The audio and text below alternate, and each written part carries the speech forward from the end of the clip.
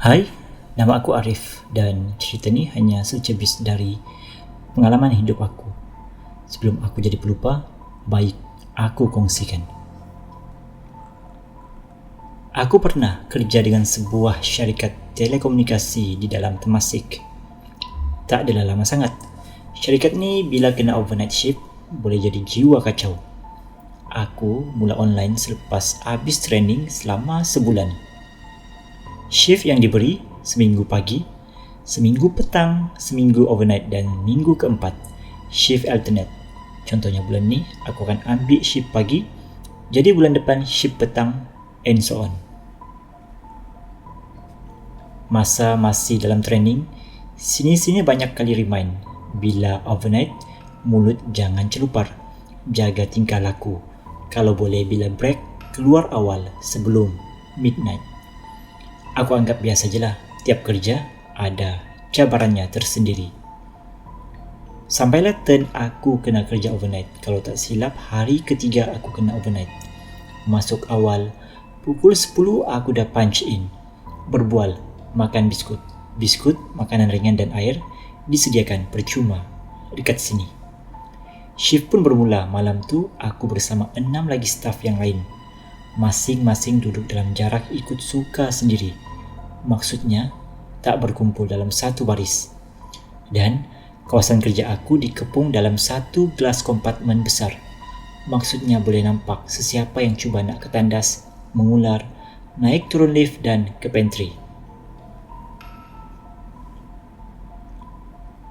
Shift berjalan seperti biasa untuk 2 ke 3 jam pertama. Menjelang pukul 3 pagi, aku ke tandas. Selesai berhajat, aku turun ke bawah ke smoking area, naik semula selepas selesai. Hari macam nak hujan, gumam aku sendirian. Oh, tempat ni lepas tengah malam sangat sunyi. Walaupun dikelilingi bangunan tinggi, apartmen-apartmen awam di sekelilingnya. Untuk menjimatkan elektrik, disebabkan jumlah staf yang rendah, kebanyakan lampu dipadam. Jadi, berkejala masing-masing dengan lampu downlight yang hanya dipasang di cuma beberapa tempat. Jumlah call pun sangat rendah, mungkin hanya 2 call dalam 1 jam.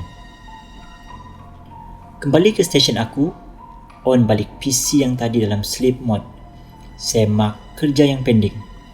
Sayup-sayup dari jauh aku terdengar derapan kaki. Mungkin akak senior ke tandas, aku fikir.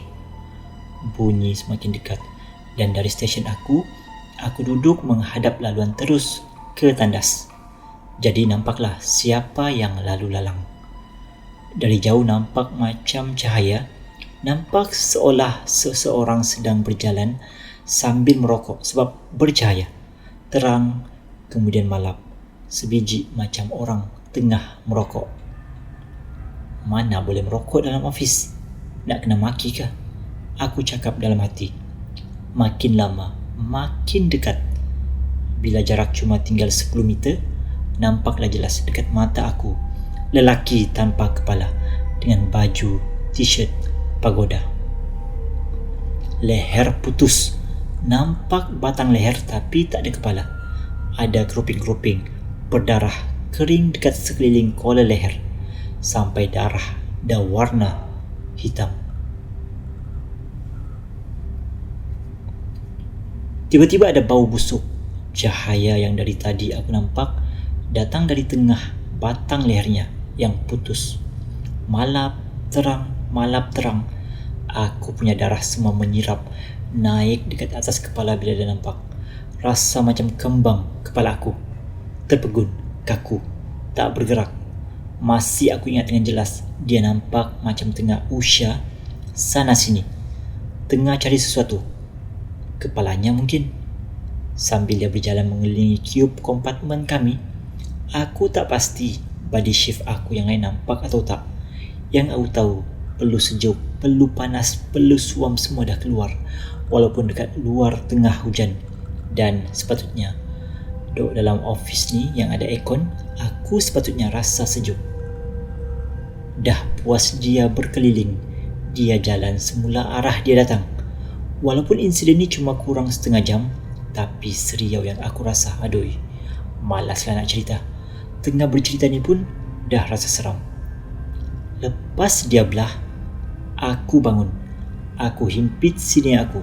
Aku tanya, kau nampak tak? Apa yang aku nampak? Shh, jangan tegur. Jangan dia ganggu. Sudahlah, dia jawab.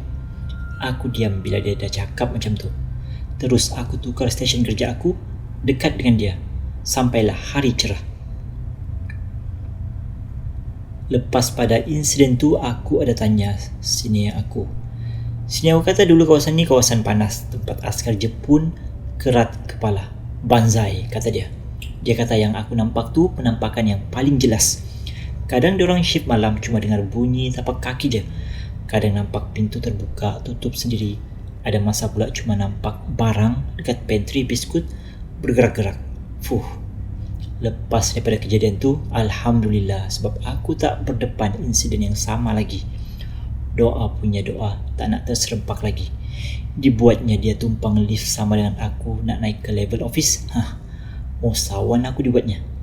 Okeylah, sekian cerita aku. Terima kasih kepada yang sudi mendengar.